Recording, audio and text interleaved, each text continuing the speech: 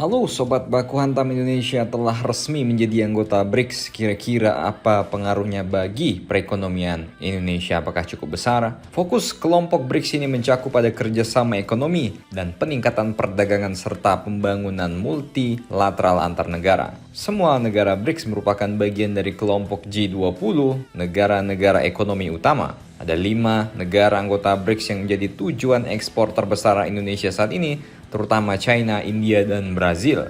Dan nilai ekspor non-migas Indonesia, negara-negara mitra BRICS tercatat sangat besar, yaitu senilai 84,37 miliar dolar atau sekitar 1.381 triliun, dan ini memiliki porsi 33,9% dari seluruh nilai ekspor non-migas Indonesia sepanjang tahun 2024. 5 negara utama BRICS, Brasil, Rusia, India, China, dan Afrika Selatan merupakan negara-negara yang menjadi target eksportir Indonesia. Rincian ekspor non-migas dari Indonesia ke China saja memberikan kontribusi senilai 16,7 miliar dolar, dengan komoditas terbesar yang dibeli China adalah besi dan baja.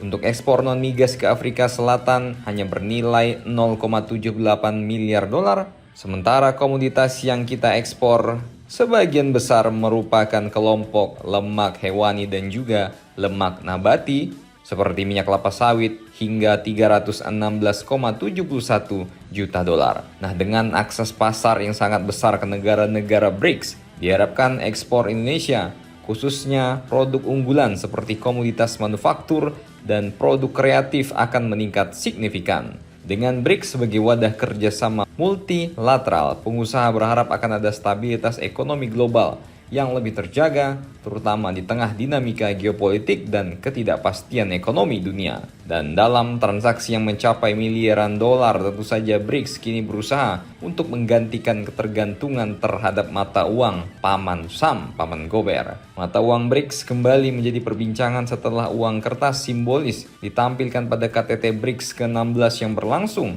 22 hingga 24 Oktober 2024 di Kazan, Rusia. Uang kertas ini menampilkan bendera negara aliansi BRICS yang meliputi Brasil, Rusia, India, China, dan Afrika Selatan. Menurut laporan Financial Express, uang kertas ini melambangkan ambisi negara-negara anggota BRICS untuk mencari alternatif pengganti mata uang dolar dalam transaksi internasional. Langkah ini juga menegaskan upaya BRICS untuk membangun sistem ekonomi yang lebih mandiri dan mengurangi ketergantungan pada struktur keuangan paman gober wasam.